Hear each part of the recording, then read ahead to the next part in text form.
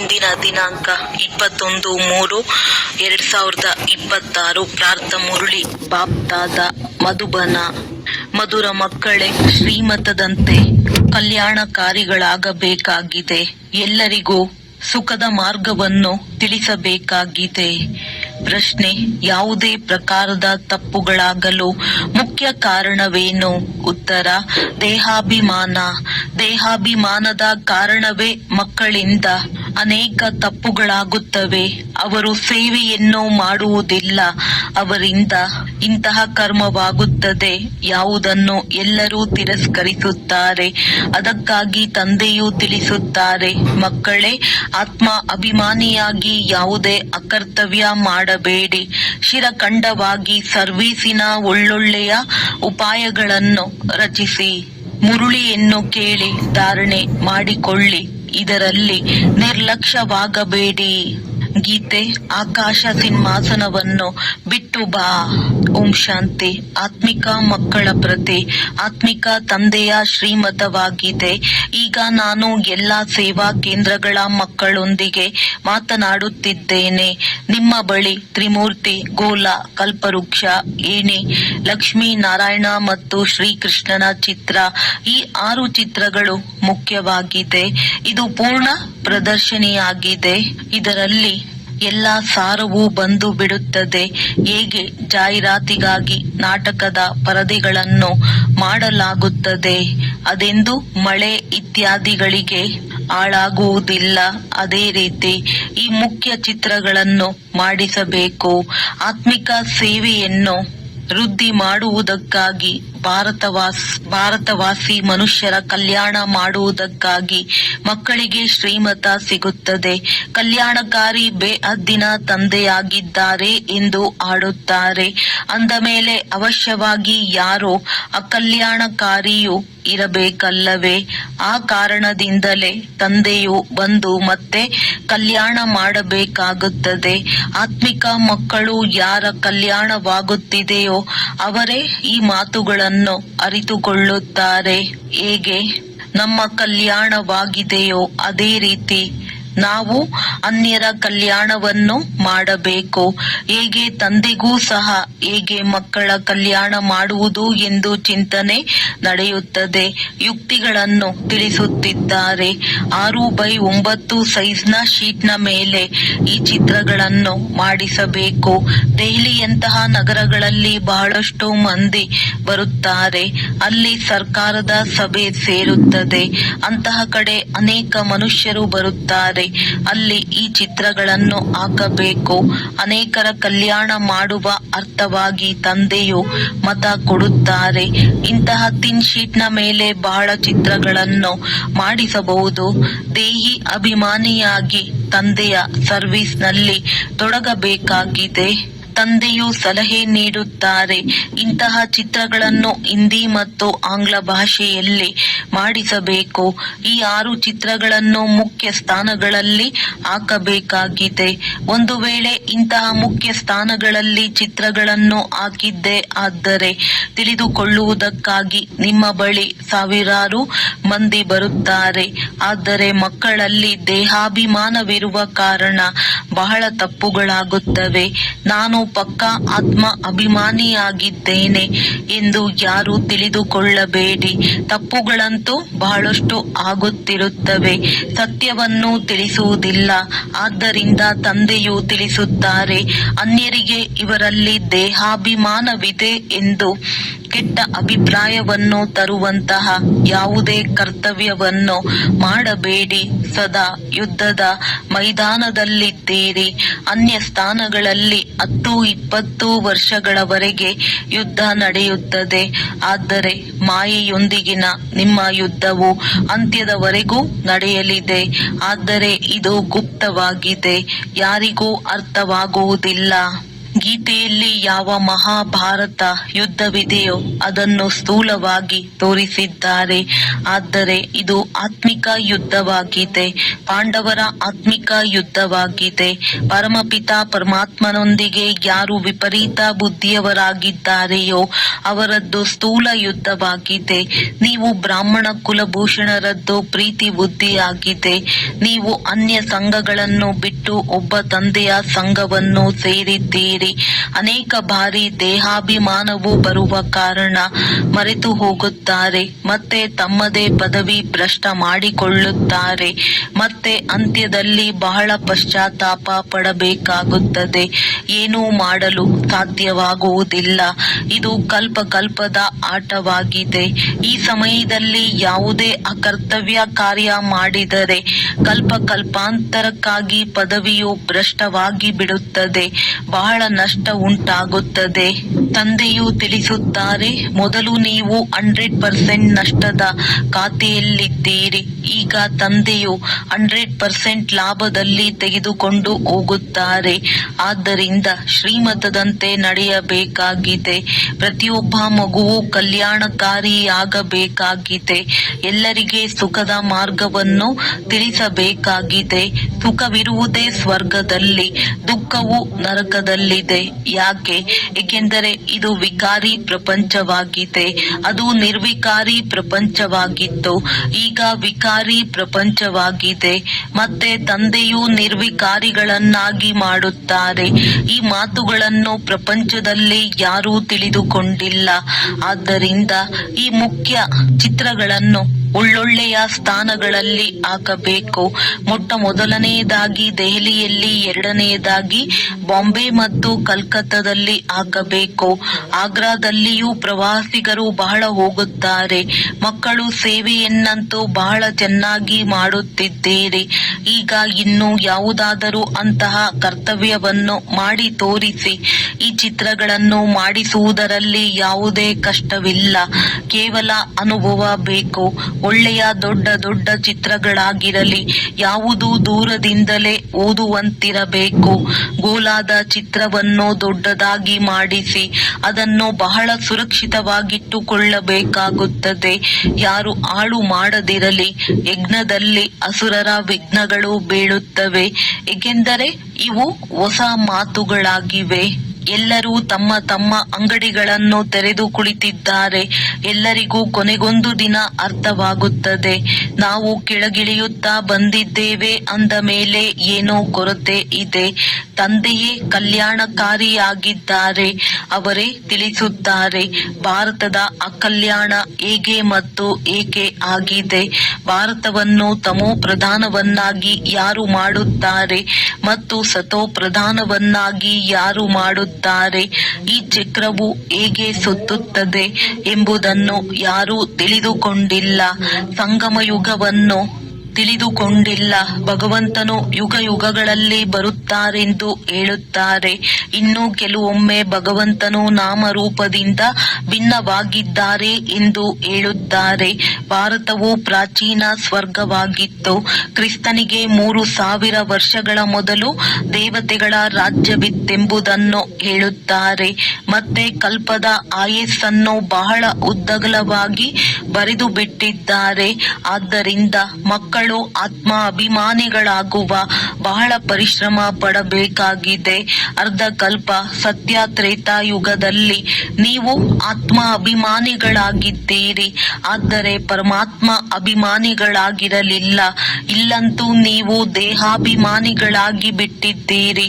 ಈಗ ಪುನಃ ದೇಹಿ ಅಭಿಮಾನಿಗಳಾಗಬೇಕಾಗಿದೆ. ಯಾತ್ರೆ ಎಂಬ ಶಬ್ದವೂ ಇದೆ, ಆದರೆ ಅದರ ಅರ್ಥವನ್ನು ತಿಳಿದುಕೊಂಡಿಲ್ಲ. ಮನ್ಮನಾಭವದ ಅರ್ಥವಾಗಿದೆ ಆತ್ಮಿಕ ಯಾತ್ರೆಯಲ್ಲಿರಿ. ಏ ಆತ್ಮಗಳೇ, ತಂದೆಯಾದ ನನ್ನನ್ನು ನೆನಪು ಮಾಡಿ. ಕೃಷ್ಣನಂತೂ ಈ ರೀತಿ ಹೇಳಲು ಸಾಧ್ಯವಿಲ್ಲ. ಕೃಷ್ಣನು ಗೀತೆಯ ಭಗವಂತನಾಗಲು ಹೇಗೆ ಸಾಧ್ಯ? ಅವರ ಮೇಲೆ ಯಾರೂ ಕಳಂಕ ಹೊರಿಸಲು ಸಾಧ್ಯವಿಲ್ಲ. ಇದನ್ನು ತಂದೆಯೂ ತಿಳಿಸಿದ್ದಾರೆ. ಏಣಿಯನ್ನು ಇಳಿಯುವಾಗ ಅರ್ಧಕಲ್ಪ ಕಾಮಚಿತೆಯ ಮೇಲೆ ಕುಳಿತು ಕಪ್ಪಾಗಿ ಬಿಡುತ್ತೀರಿ. ಈಗ ಈಗ ಕಬ್ಬಿಣದ ಯುಗವಾಗಿದೆ.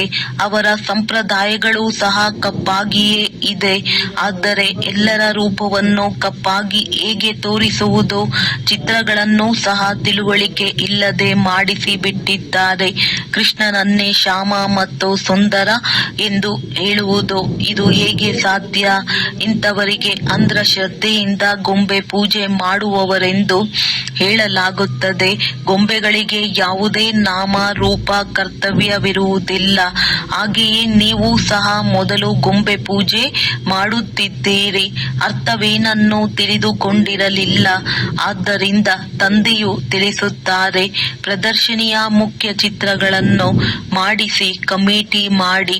ಪ್ರದರ್ಶನಿಯ ಹಿಂದೆ ಪ್ರದರ್ಶನಿ ನಡೆಯುತ್ತಿರಲಿ. ಬಂಧನ ಮುಕ್ತರಂತೂ ಅನೇಕರಿದ್ದಾರೆ. ಕನ್ಯೆಯರು, ವಾನಪ್ರಸ್ಥಿಗಳು ಬಂಧನ ಮುಕ್ತರಾಗಿದ್ದಾರೆ. ಅಂದ ಮೇಲೆ ನೀವು ಮಕ್ಕಳು ಆದೇಶವನ್ನು ಕಾರ್ಯದಲ್ಲಿ ತರಬೇಕು. ಇವರು ಗುಪ್ತ ಪಾಂಡವರಾಗಿದ್ದಾರೆ. ಇದು ಯಾರಿಗೂ ಅರ್ಥವಾಗುವುದಿಲ್ಲ. ತಂದೆಯೂ ಗುಪ್ತ, ಜ್ಞಾನವೂ ಗುಪ್ತವಾಗಿದೆ. ಅಲ್ಲಿ ಮನುಷ್ಯರು ಮನುಷ್ಯರಿಗೆ ಜ್ಞಾನ ಕೊಡುತ್ತಾರೆ. ಇಲ್ಲಿ ಪರಮಾತ್ಮನು ಆತ್ಮರಿಗೆ ಜ್ಞಾನ ಕೊಡುತ್ತಾರೆ.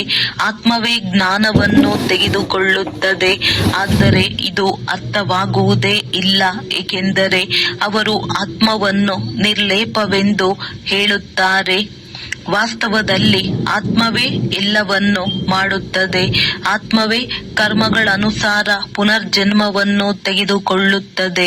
ತಂದೆಯು ಇವೆಲ್ಲ ಮಾತುಗಳನ್ನು ಚೆನ್ನಾಗಿ ಬುದ್ಧಿಯಲ್ಲಿ ಹಾಕುತ್ತಾರೆ. ಎಲ್ಲ ಸೇವಾ ಕೇಂದ್ರಗಳಲ್ಲಿ ನಂಬರ್ ವಾರ್ ದೇಹಿ ಅಭಿಮಾನಿಗಳಿದ್ದಾರೆ. ಯಾರು ಚೆನ್ನಾಗಿ ತಿಳಿದುಕೊಳ್ಳುವರೋ ಅವರು ಮತ್ತೆ ಅನ್ಯರಿಗೆ ತಿಳಿಸುತ್ತಾರೆ. ದೇಹಾಭಿಮಾನಿಗಳು ತಿಳಿದುಕೊಳ್ಳುವುದು ಇಲ್ಲ, ತಿಳಿಸುವುದೂ ಇಲ್ಲ, ನನಗೇನು ಅರ್ಥವಾಗುವುದಿಲ್ಲ ಎಂದು ಹೇಳುವುದೂ ಸಹ ದೇಹಾಭಿಮಾನವಾಗಿದೆ. ಅರೆ, ನೀವಂತೂ ಆತ್ಮರಾಗಿದ್ದೀರಿ. ತಂದೆಯು ಆತ್ಮರಿಗೆ ಕುಳಿತು ತಿಳಿಸುತ್ತಾರೆ. ಬುದ್ಧಿಯು ತೆರೆದು ಬಿಡಬೇಕು. ಅದೃಷ್ಟದಲ್ಲಿಲ್ಲವೆಂದರೆ ಬುದ್ಧಿಯ ಬೀಗವು ತೆರೆಯುವುದಿಲ್ಲ. ಆದ್ದರಿಂದ ತಂದೆಯು ಪುರುಷಾರ್ಥ ಮಾಡಿಸುತ್ತಾರೆ. ಆದರೆ ಅದೃಷ್ಟದಲ್ಲಿಲ್ಲವೆಂದರೆ ಪುರುಷಾರ್ಥವೂ ಇಲ್ಲ. ಇದು ಬಹಳ ಸಹಜವಾಗಿದೆ. ಕೇವಲ ತಂದೆ ಮತ್ತು ಆಸ್ತಿಯನ್ನು ತಿಳಿದುಕೊಳ್ಳಬೇಕಾಗಿದೆ. ಬೇಹದ್ದಿನ ತಂದೆಯಿಂದ ಆಸ್ತಿಯೂ ಸಿಗುತ್ತದೆ. ನೀವು ಭಾರತವಾಸಿಗಳೆಲ್ಲರೂ ದೇವಿ ದೇವತೆಗಳಾಗಿದ್ದೀರಿ. ಪ್ರಜೆಗಳು ಅದೇ ರೀತಿ ಇದ್ದಾರೆ. ಈ ಸಮಯದಲ್ಲಿ ಪತಿತರಾಗಿ ಬಿಟ್ಟಿದ್ದಾರೆ. ಎಷ್ಟೊಂದು ತಿಳಿಸಲಾಗುತ್ತದೆ. ತಮ್ಮನ್ನು ಆತ್ಮನೆಂದು ತಿಳಿದು ತಂದೆಯನ್ನು ನೆನಪು ಮಾಡಿ, ನಾನು ನಿಮ್ಮನ್ನು ದೇವಿ ದೇವತೆಗಳನ್ನಾಗಿ ಮಾಡಿದ್ದೆನು. ನೀವೀಗ ಏನಾಗಿ ಬಿಟ್ಟಿದ್ದೀರಿ? ಇದು ಕುಂಭಿಪಾಕ ನರ್ಕವಾಗಿದೆ. ವಿಷಯ ವೈತರಣಿ ನದಿಯಲ್ಲಿ ಮನುಷ್ಯರನ್ನು, ಪ್ರಾಣಿ ಪಕ್ಷಿ ಇತ್ಯಾದಿ ಎಲ್ಲವನ್ನು ಒಂದೇ ಸಮಾನವಾಗಿ ತೋರಿಸುತ್ತಾರೆ. ಇಲ್ಲಂತೂ ಮನುಷ್ಯರು ಇನ್ನೂ ಕೆಟ್ಟು ಹೋಗಿದ್ದಾರೆ. ಮನುಷ್ಯರಲ್ಲಿ ಕ್ರೋಧವು ನೋಡಿ ಎಷ್ಟೊಂದಿದೆ. ಲಕ್ಷಾಂತರ ಜನರನ್ನು ಸಾಯಿಸುತ್ತಾರೆ. ಯಾವ ಭಾರತವು ವೇಶ್ಯಾಲಯವಾಗಿದೆ, ಇದನ್ನು ಶಿವಾಲಯವನ್ನಾಗಿ ಶಿವ ತಂದೆಯೇ ಮಾಡುತ್ತಾರೆ. ತಂದೆಯು ಎಷ್ಟು ಚೆನ್ನಾಗಿ ತಿಳಿಸುತ್ತಾರೆ. ಹೀಗೆ ಮಾಡಿ ಎಂದು ಸಲಹೆ ನೀಡುತ್ತಾರೆ. ಮಕ್ಕಳೇ ಚಿತ್ರಗಳನ್ನು ಮಾಡಿಸಿ ಮತ್ತು ದೊಡ್ಡ ದೊಡ್ಡ ವ್ಯಕ್ತಿಗಳಿಗೆ ತಿಳಿಸಿ. ಈ ಪ್ರಾಚೀನ ಯೋಗ, ಪ್ರಾಚೀನ ಜ್ಞಾನವನ್ನು ಎಲ್ಲರೂ ಕೇಳಬೇಕಾಗಿದೆ. ಆದ್ದರಿಂದ ಹಾಲ್ ತೆಗೆದುಕೊಂಡು ಪ್ರದರ್ಶನಿಯನ್ನಿಡಿ. ಅವರಿಂದ ಹಣ ಇತ್ಯಾದಿಗಳೇನನ್ನೂ ಪಡೆಯಬೇಡಿ. ಆದರೂ ಯಾರಾದರೂ ಸರಿಯಾಗಿ ತಿಳಿದುಕೊಂಡರೆ ಅವರಿಂದ ಬಾಡಿಗೆಯನ್ನು ತೆಗೆದುಕೊಳ್ಳಿ. ತಾವು ಚಿತ್ರಗಳನ್ನು ನೋಡಿದರೆ ಹಣವನ್ನು ಕೂಡಲೇ ಹಿಂತಿರುಗಿಸಿ ಬಿಡುವರು. ಕೇವಲ ಯುಕ್ತಿಯಿಂದ ತಿಳಿಸಬೇಕು. ತಮ್ಮ ಕೈಯಲ್ಲಿ ಅಧಿಕಾರವಿರುತ್ತದೆ ಎಲ್ಲವೇ, ಏನು ಬೇಕಾದರೂ ಮಾಡಬಹುದು. ಆದರೆ ಅವರು ತಿಳಿದುಕೊಳ್ಳುವರೆ. ವಿನಾಶಕಾಲೆ ವಿಪರೀತ ಬುದ್ಧಿಯವರಂತೂ ವಿನಾಶವನ್ನೇ ಪ್ರಾಪ್ತಿ ಹೊಂದಿದರು. ಪಾಂಡವರಂತೂ ಭವಿಷ್ಯದಲ್ಲಿ ಪದವಿಯನ್ನು ಪಡೆದರು. ಆದರೂ ರಾಜ್ಯವು ಕೊನೆಯಲ್ಲಿ ಭವಿಷ್ಯದಲ್ಲಿರುವುದು, ಈಗ ಇರುವುದಿಲ್ಲ. ಈ ಮನೆ ಇತ್ಯಾದಿಗಳೆಲ್ಲವೂ ಮಣ್ಣು ಪಾಲಾಗುತ್ತದೆ. ಈಗ ತಂದೆಯು ತಿಳಿಸುತ್ತಾರೆ, ಪ್ರದರ್ಶನಿಯನ್ನು ಮಾಡಬೇಕು, ಬಹಳ ಚೆನ್ನಾಗಿ ಕಾರ್ಡಿನ ಮೇಲೆ ನಿಮಂತ್ರಣ ಕೊಡಬೇಕು. ನೀವು ಮೊದಲು ದೊಡ್ಡವರಿಗೆ ತಿಳಿಸಿ, ಆಗ ಅವರು ಸಹಯೋಗ ನೀಡುತ್ತಾರೆ. ಬಾಕಿ ನೀವೇ ಮಲಗಿರಬಾರದು. ಕೆಲವು ಮಕ್ಕಳು ದೇಹಾಭಿಮಾನದಲ್ಲಿ ಮಲಗಿರುತ್ತಾರೆ. ಕಮಿಟಿ ಮಾಡಿ ಶಿರಖಂಡವಾಗಿ ಯುಕ್ತಿಗಳನ್ನು ರಚಿಸಬೇಕು. ಬಾಕಿ ಮುರುಳಿಯನ್ನೇ ಓದದಿದ್ದರೆ ಧಾರಣೆ ಹೇಗಾಗುವುದು? ಹೀಗೆ ನಿರ್ಲಕ್ಷ್ಯ ಮಾಡುವವರು ಅನೇಕರಿದ್ದಾರೆ. ಒಳ್ಳೆಯದು, ಮಧುರಾತಿ ಮಧುರ ಅಗಲಿ ಮರಳಿ ಹೋಗಿ ಸಿಕ್ಕಿರುವ ಮಕ್ಕಳ ಪ್ರತಿ ಮಾತ್ಪಿತಾ ಬಾಪ್ದಾದಾರವರ ನೆನಪು, ಪ್ರೀತಿ ಹಾಗೂ ಸುಪ್ರಭಾತ. ಆತ್ಮಿಕ ಮಕ್ಕಳಿಗೆ ಆತ್ಮಿಕ ತಂದೆಯ ನಮಸ್ತೆ. ಧಾರಣೆಗಾಗಿ ಮುಖ್ಯ ಸಾರ: ದೇಹಿ ಅಭಿಮಾನಿಯಾಗಿ ಸರ್ವೀಸಿನ ಭಿನ್ನ ಭಿನ್ನ ಯುಕ್ತಿಗಳನ್ನು ರಚಿಸಬೇಕಾಗಿದೆ. ಪರಸ್ಪರ ಶಿರಖಂಡವಾಗಿ ಸರ್ವೀಸ್ ಮಾಡಬೇಕಾಗಿದೆ. ಹೇಗೆ ತಂದೆಯು ಕಲ್ಯಾಣಕಾರಿಯಾಗಿದ್ದಾರೆ, ಅದೇ ರೀತಿ ಕಲ್ಯಾಣಕಾರಿಗಳಾಗಬೇಕಾಗಿದೆ. ಪ್ರೀತಿ ಬುದ್ಧಿಯವರಾಗಿ ಅನ್ಯ ಸಂಘಗಳನ್ನು ಬಿಟ್ಟು ಒಬ್ಬರ ಸಂಘವನ್ನು ಸೇರಬೇಕಾಗಿದೆ. ಕಲ್ಪ ಕಲ್ಪಾಂತರಕ್ಕಾಗಿ ನಷ್ಟವಾಗುವಂತಹ ಯಾವುದೇ ಅಕರ್ತವ್ಯ ಮಾಡಬಾರದು. ವರದಾನ: ಬೇಹದ್ದಿನ ವೈರಾಗ್ಯ ವೃತ್ತಿಯ ಮೂಲಕ ನಷ್ಟ ಮೋಹ ಸ್ಮೃತಿ ಸ್ವರೂಪರಾಗುವಂತಹ ಅಚಲ ಅಡೋಲ ಭವ. ಯಾರು ಸದಾ ಬೇಹದ್ದಿನ ವೈರಾಗ್ಯ ವೃತ್ತಿಯಲ್ಲಿರುತ್ತಾರೆಯೋ ಅವರೆಂದಿಗೂ ಯಾವುದೇ ದೃಶ್ಯವನ್ನು ನೋಡುತ್ತಿದ್ದರೂ ಗಾಬರಿಯಾಗುವುದಿಲ್ಲ ಅಥವಾ ಚಂಚಲವಾಗುವುದಿಲ್ಲ. ಸದಾ ಅಚಲ ಅಡೋಲವಾಗಿ ಇರುತ್ತಾರೆ. ಏಕೆಂದರೆ ಬೇಹದ್ದಿನ ವೈರಾಗ್ಯ ವೃತ್ತಿಯಿಂದ ನಷ್ಟ ಮೋಹ ಸ್ಮೃತಿ ಸ್ವರೂಪರು ಆಗಿಬಿಡುತ್ತಾರೆ. ಒಂದು ವೇಳೆ ಅಲ್ಪ ಸ್ವಲ್ಪವೇನಾದರೂ ನೋಡಿದರೂ ಏರುಪೇರಾಗುತ್ತದೆ ಅಥವಾ ಮೋಹವು ಉತ್ಪನ್ನವಾಗಬಹುದು. ಆಗ ಅಂಗದನ ಸಮಾನ ಅಚಲ ಅಡೋಲವೆಂದು ಹೇಳುವುದಿಲ್ಲ. ಬೇಹದ್ದಿನ ವೈರಾಗ್ಯ ವೃತ್ತಿಯಲ್ಲಿ ಗಂಭೀರತೆಯ ಜೊತೆಗೆ ರಮಣೀಕತೆಯು ಸಮಾವೇಶವಾಗಿರುತ್ತದೆ. ಸ್ಲೋಗನ್: ರಾಜ್ಯಾಧಿಕಾರಿ ಆಗುವುದರ ಜೊತೆಗೆ ಬೇಹದ್ದಿನ ವೈರಾಗಿಗಳಾಗಿ ಇರುವುದೇ ರಾಜಋಷಿಯ ಸಂಕೇತವಾಗಿದೆ. ಮಾತೇಶ್ವರಿಜಿಯವರ ಅಮೂಲ್ಯ ಮಹಾವಾಕ್ಯ: ಆತ್ಮ ಎಂದೂ ಪರಮಾತ್ಮನ ಅಂಶ ಆಗಲು ಸಾಧ್ಯವಿಲ್ಲ. ಬಹಳ ಮನುಷ್ಯರು ಹೀಗೆ ತಿಳಿಯುತ್ತಾರೆ, ನಾವು ಆತ್ಮಗಳು ಪರಮಾತ್ಮನ ಅಂಶವಾಗಿದ್ದೇವೆ. ಅಂಶ ಎಂದು ಹೇಳಲಾಗುವುದು ಒಂದು ತುಂಡಿಗೆ. ಒಂದು ಕಡೆ ಹೇಳುತ್ತಾರೆ ಪರಮಾತ್ಮ ಅನಾದಿ ಮತ್ತು ಅವಿನಾಶಿಯಾಗಿದ್ದಾರೆ ಎಂದು. ಅಂದಾಗ ಈ ರೀತಿಯ ಅವಿನಾಶಿ ಪರಮಾತ್ಮನನ್ನು ತುಂಡುಗಳೆಂದು ಹೇಗೆ ಹೇಳುತ್ತಾರೆ? ಈಗ ಪರಮಾತ್ಮ ಹೇಗೆ ತುಂಡಾಗಲು ಸಾಧ್ಯ? ಆತ್ಮವೂ ಸಹ ಅಜರ ಅಮರ ಆಗಿದೆ. ಅಂದಾಗ ಅವಶ್ಯವಾಗಿ ಆತ್ಮಕ್ಕೆ ಜನ್ಮ ಕೊಡುವವರೂ ಸಹ ಅಮರರಾದರು ಎಂದಾಯಿತು. ಇಂತಹ ಅಮರ ಪರಮಾತ್ಮನನ್ನು ತುಂಡುಗಳಲ್ಲಿ ತರುವುದು ಎಂದರೆ ಪರಮಾತ್ಮನನ್ನು ಸಹ ವಿನಾಶಿ ಎಂದು ಹೇಳಿದ ಹಾಗೆ. ಆದರೆ ನಾವಂತೂ ತಿಳಿದಿರುವೆವು, ನಾವು ಆತ್ಮಗಳು ಪರಮಾತ್ಮನ ಸಂತಾನರು. ಅಂದಾಗ ನಾವು ಅವರ ವಂಶಜರಾದೆವು, ಅರ್ಥಾತ್ ಮಕ್ಕಳಾದೆವು. ಅಂದ ಮೇಲೆ ಅಂಶ ಆಗಲು ಹೇಗೆ ಸಾಧ್ಯ? ಆದ್ದರಿಂದ ಪರಮಾತ್ಮನ ಮಹಾವಾಕ್ಯವಿದೆ, ಮಕ್ಕಳೇ, ನಾನು ಸ್ವತಃ ಅಮರನಾಗಿದ್ದೇನೆ, ಹೊಳೆಯುತ್ತಿರುವ ಜ್ಯೋತಿಯಾಗಿದ್ದೇನೆ. ನಾನು ಎಂದೂ ನಂದಿ ಹೋಗುವುದಿಲ್ಲ ಮತ್ತು ಎಲ್ಲಾ ಮನುಷ್ಯ ಆತ್ಮಗಳ ದೀಪ ಬೆಳಗುತ್ತೆ ಹಾಗೂ ನಂದಿಯೂ ಸಹ ಹೋಗುತ್ತೆ. ಅವುಗಳನ್ನೆಲ್ಲ ಬೆಳಗಿಸುವಂತವರು ಮತ್ತೆ ನಾನೇ. ಏಕೆಂದರೆ ಬೆಳಕು ಮತ್ತು ಶಕ್ತಿಯನ್ನು ಕೊಡುವಂತವನು ನಾನಾಗಿದ್ದೇನೆ. ಬಾಕಿ ಇಷ್ಟಂತೂ ಖಂಡಿತ ಇದೆ, ನಾನು ಪರಮಾತ್ಮನ ಹೊಳಪು ಮತ್ತು ಆತ್ಮಗಳ ಹೊಳಪಿನಲ್ಲಿ ವ್ಯತ್ಯಾಸ ಅವಶ್ಯವಾಗಿದೆ.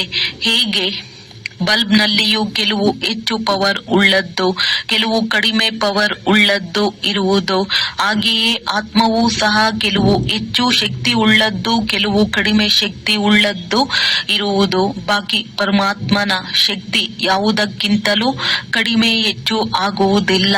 ಅದಕ್ಕಾಗಿಯೇ ಪರಮಾತ್ಮನಿಗೆ ಹೇಳಲಾಗುವುದು, ಪರಮಾತ್ಮ ಸರ್ವಶಕ್ತಿವಾನ್, ಅರ್ಥಾತ್ ಸರ್ವ ಆತ್ಮಗಳಿಗಿಂತಲೂ ಅವರಲ್ಲಿ ಶಕ್ತಿ ಹೆಚ್ಚಾಗಿದೆ. ಅವರೇ ಸೃಷ್ಟಿಯ ಅಂತ್ಯದಲ್ಲಿ ಬರುತ್ತಾರೆ.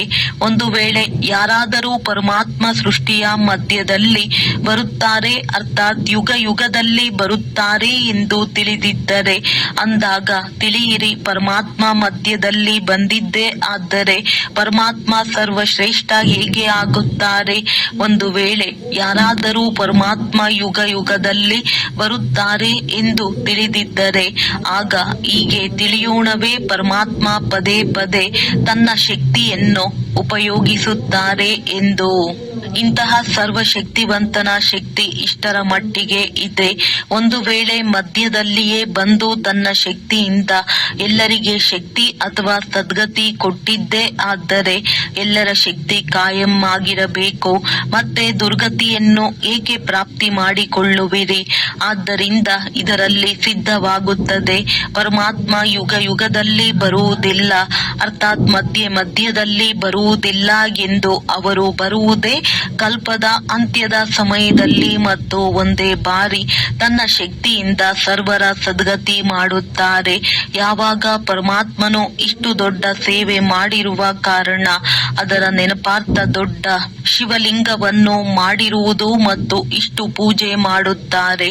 ಆದ್ದರಿಂದ ಅವಶ್ಯವಾಗಿ ಪರಮಾತ್ಮ ಸತ್ಯ ಚೈತನ್ಯ ಮತ್ತು ಸುಂದರ ಸ್ವರೂಪರೂ ಆಗಿದ್ದಾರೆ. ಒಳ್ಳೆಯದು. ಓಂ ಶಾಂತಿ. ಅವ್ಯಕ್ತ ಸೂಚನೆ: ನಿಶ್ಚಯದ ಫೌಂಡೇಶನ್ ಬಲಗೊಳಿಸಿ ಸದಾ ನಿರ್ಭಯ ಮತ್ತು ನಿಶ್ಚಿಂತರಾಗಿರಿ. ವ್ಯರ್ಥ ಸಂಕಲ್ಪ ಅಥವಾ ಸಂಶಯದ ಮಾರ್ಜಿನ್ ಇದ್ದರೂ ಸಮರ್ಥ ಸಂಕಲ್ಪ ನಡೆಯಲಿ. ಸದಾ ತಂದೆಯ ರಕ್ಷಕರಾಗಿದ್ದಾರೆ, ಕಲ್ಯಾಣಕಾರಿಯಾಗಿದ್ದಾರೆ.